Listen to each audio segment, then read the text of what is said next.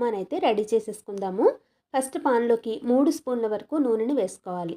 నూనె వేడెక్కిన తర్వాత 1 స్పూన్ శనగపప్పు, 1 స్పూన్ ఆవాలు, 1 స్పూన్ మినపప్పుని వేసుకోవాలి. ఆవాలు చిటపటమని వేగేటప్పుడు 1/2 స్పూన్ చిన్నగా కట్ చేసుకున్న అల్లం ముక్కలు, పచ్చిమిర్చి, కరివేపాకుని వేసుకుని వీటిని కూడా వేయించుకోవాలి.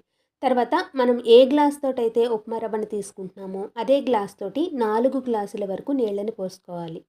ఉప్మా కొంచెం పలచగా ఉన్నా పర్వాలేదు అనుకుంటే ఇంకొక హాఫ్ గ్లాస్ కూడా పోసుకోవచ్చు. తర్వాత రుచికి సరిపడా ఉప్పుని వేసుకుని నీళ్లు బాగా మరిగేటప్పుడు స్టవ్ ఫ్లేమ్ని లోలో పెట్టుకుని రవ్వని ఇలా కలుపుకుంటూనే వేసుకోవాలి. లేదంటే ఉప్మా అనేది ఉండలుండలుగా వచ్చేస్తుంది. పైన 1 స్పూన్ నూనెని కానీ నెయ్యిని కానీ వేసుకుని పాన్ని స్టవ్ మీద నుంచి కిందకి పెట్టేసుకుని మూత పెట్టి ఒక 2 నిమిషాల పాటు అలాగే వదిలేయాలి. తర్వాత మూత తీసి ఒకసారి అంతా బాగా కలిపేసుకున్నామంటే మనకి ఉప్మా అనేది రెడీ అయిపోతుంది. చూసారు కదా, ఈ కన్సిస్టెన్సీలో ఉంటే పెసరట్టుకి చాలా బాగుంటుంది. ఇలా హాట్ ప్యాక్లో పెట్టేసుకున్నాము అంటే పెసరట్టు వేసేసరికి ఇది